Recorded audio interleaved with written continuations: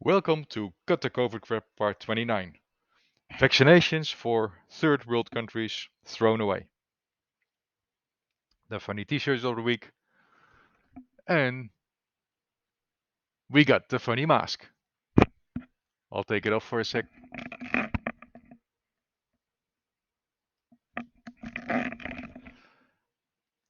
This one is meaning Australia's policy, maybe not. Denmark's policy, great. I'll get back about that in a second. Let's start with the weekly discussion of the figures from the National Health Security Agency in the UK. They're actually unchanged from last week, so I'll make it short. Of the new COVID cases amongst the vaccinated population, amongst the population, 8% is only in the unvaccinated group. And for the new hospitalizations, 13% of them is in the unvaccinated group, and then new deaths amongst the adults, it's just under 10% that is in the unvaccinated group. So those percentages are much lower than the percentage of the people that are vaccinated amongst the adults. In my opinion, due to natural immunity of the people that are not vaccinated, choosing to not be vaccinated because they have natural immunity, which is far superior. Even the CDC admits it now. Anyway, so back to Australia versus Denmark, especially Western Australia. In Western Australia, anyone 16 onwards cannot go to a restaurant unless they are vaccinated, amongst other things. Because they're afraid of spreading, I guess. But yeah, you can learn from other countries. So let's look at the Worldometers info data. If you go to the main page and click on the column, one second, it takes a while before. Yeah, there we go. Total cases per million population. You see it ranked. Number one is the Faroe Islands. It's a small group of islands just northwest of Scotland, part of the Denmark territory. So 70% of the population has tested positive. 70%. And Denmark itself, 49% recently. Denmark has released all restrictions a few weeks ago. And what's happening now? They had quite a number of cases, like in an order of magnitude of 5% of the population per week. That's tapered off now. And in terms of deaths, nothing special, especially considering the fact that a significant portion of the deaths are a death with COVID rather than from COVID. But either way, the death rate has been quite normal. So it just spreads. Society can deal with it. Okay. Why doesn't, especially West Australia, learn from it? 95% of the adult population are vaccinated. 95%. And still you want to restrict the unvaccinated? With what goal in mind? Try to coerce vaccination even more? But what's the end goal then? People moving away from Australia, I guess.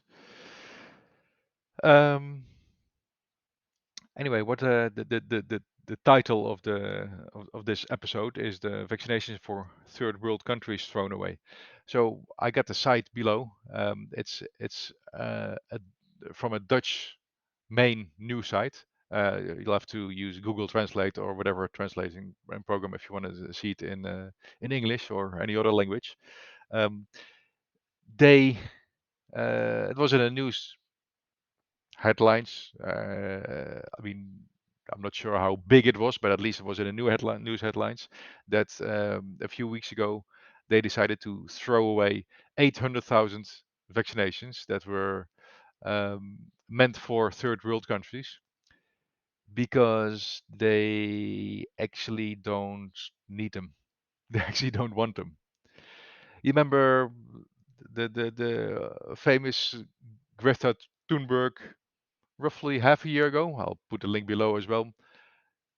Proclaiming dramatically like, oh, inequality, vaccinations for the third world countries, they should be prioritized, and it's so mean that only the Western world gets them, and the third world countries are suffering unnecessarily.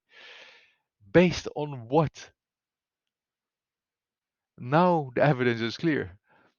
I mean, look at South Africa, where Omicron started. Roughly 30% of the population is vaccinated, and looking at the data now, again, look at the Worldometers info. Click on South Africa. Where is South Africa? 1 second. I have to sort on on the main page. It's number 27. Click on South Africa, and you'll see that the daily new cases is really that's it's back to minimal levels again, and the deaths, it's minimal levels as well per million population. So it's corrected for that. If Western Australia has a problem with the unvaccinated people, with the 5% of the adult population, less than 5% of the adult population that is not vaccinated, then what huge problem would South Africa have with 30% of the population? They would have a huge problem, and they don't.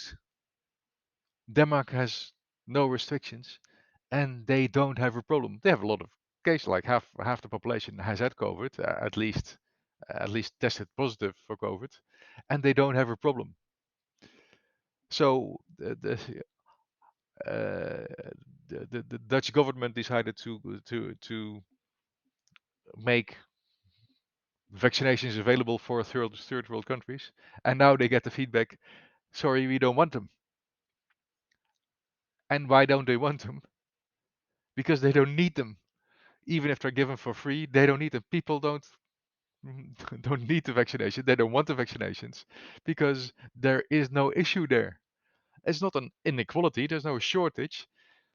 There's just no need. In Africa, there's no problem. In India, there's no problem. Of course, COVID still spreads at a certain rate, and in South Africa and India low, and you may say they underreport, but they may very well underreport cases, but they wouldn't underreport problems in hospitals. Like if the hospitals were full with COVID people, you would hear about it. You would see it in a number in death statistics. You would see it in that as well. With low vaccination rates, there's no problem. So especially if you're vaccinated, I'm not saying vaccinations don't work, especially for older people. It's very justifiable, but for younger people, yeah, think about your morals, and that's the morals are for everybody, right? I mean, we can easily complain about pharmaceuticals that are in there for the money, which is true from, let's say, business point of view, but and they should have morals and be just not go for profit, but for health. Goes against the nature of the business, but you ask people to be morally responsible, I would say. Um, Doctors, same thing, right? I mean, doctors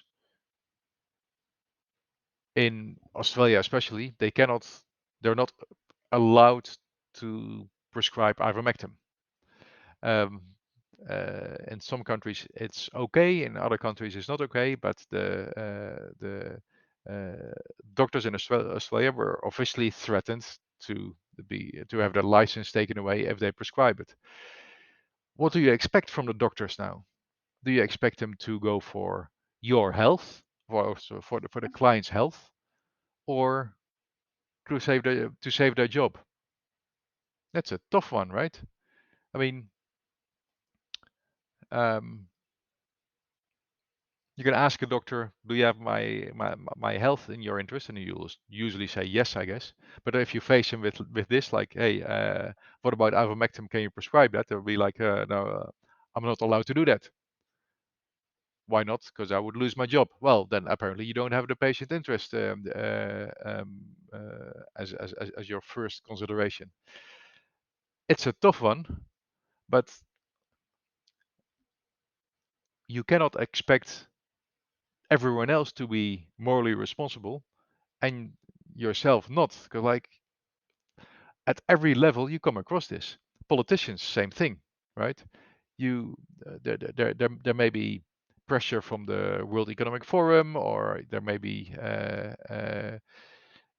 guarantees from pharmaceutical companies that are financially interesting, or that advance your political career. I'm not saying I know this. I'm just saying it can be. But yeah, so there can be an incentive to promote vaccinations, and that will advance your political career. Can be. What do you expect from those people? If you expect them to act in a morally responsible way, um, do it yourself as well, right? Um, if you uh, if at your job, if you don't want to get vaccinated, but you are in a job where vaccination is required, because you're like in Western Australia, if you work in a restaurant or pub, you have to get vaccinated. Otherwise, they would fire you. So if you decide to get vaccinated, is it done and dusted then? I mean, I can imagine that you make that choice, that you don't have much of an alternative, and that against your will, against your wish, you get vaccinated just to keep your job. But yeah, does it stop there for you? I mean, um, uh, vaccinated or not, you should think about what you think is right, what is morally responsible. So these things, if they're mandatory, yeah, then why not have something printed on it? Because like the masks may be mandatory, but what's on the mask is your own choice. Well, that's where you can express, um, same as for these ones, right? That's where you can express your disagreement. Even if you follow the law, you can still show that you're against them. Yeah, and if you're afraid of repercussions, I know that there can be hard discussions, but like, yeah, but to be honest, like, um, for me, it's the same as driving in traffic. Sometimes you get aggressive people, and they honk, or they show the finger when you've done nothing wrong. And sometimes when you actually have done something wrong, unintentionally, but you didn't see somebody, or you cut somebody off, didn't see him, um, and something intentionally or not wrong, and you get an aggressive driver. Yeah, I don't care, to be honest. Like, if I get the finger, like, if I um uh, like, should I get upset about that? I don't see any reason why. I, I'm I'm I'm aware of the situation. I may choose to do something differently next time. But whether I get a finger or not, yeah, it doesn't matter to me. I respond to people being constructive or positive. I mean, if somebody is in the way, and then only realize later, and and puts up an apologetic wave, I give a wave back like understood. But yeah, if somebody shows the finger, yeah, I'd ignore them. Yeah, and the same goes for social media. I mean, if you're afraid of the reactions that people give on social media, and your livelihood doesn't depend on it, yeah, I wouldn't take that into account then. I mean, um, just like people showing the finger, yeah, if like, does it? What is more important to you? Doing things morally right, or being approved of by as many people as possible? You really have to think about it.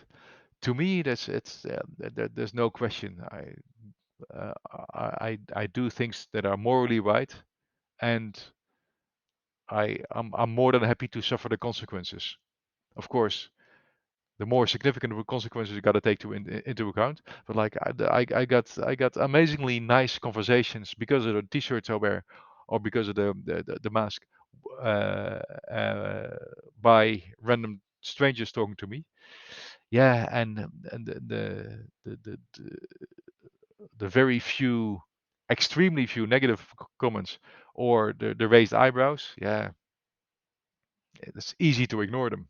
Very easy to ignore them. So yeah, just that's what I want to say about the morals. Like, everybody is in a situation that they may feel that they have to give in, that they have to make a choice that is not their, that is a sort of a coerced choice. But each everyone in their own way can make a difference by showing in a even in a legal way that they disapprove. Lastly, and maybe I'll talk about it next week, is it seems that there's more openness now on discussion of the immune response fallout.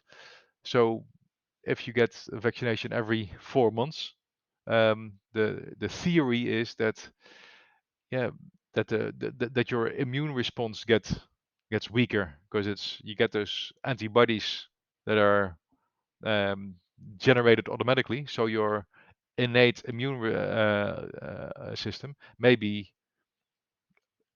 slower, or show a weaker response than when you don't have that. And I'm not saying that's certain, certain that it's a um, dominating argument. But a few months ago, you couldn't say that on social media, or in public, and now there seems to be a bit more evidence for this. And that's why one of the reasons I distinguish old people and children. Old people, older and weaker people, have limited choice. Like, yeah, the vaccination would make sense.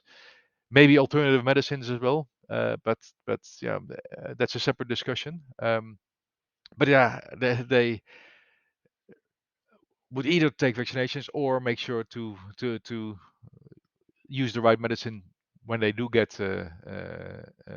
COVID, or especially on early symptoms. But younger people, like we discussed the risk of myocarditis before, younger boys, yeah, no excess mortality, but a relatively, not a high risk, but a relatively high risk for myocarditis. Yeah, would you want to get them vaccinated every couple of months as well? And like from a young age, interfere with their immune system? Yeah, it's the risk benefit for young boys is completely different compared to older and weaker people. And you're talking about factor 1,000 easily. Anyway, I think I'll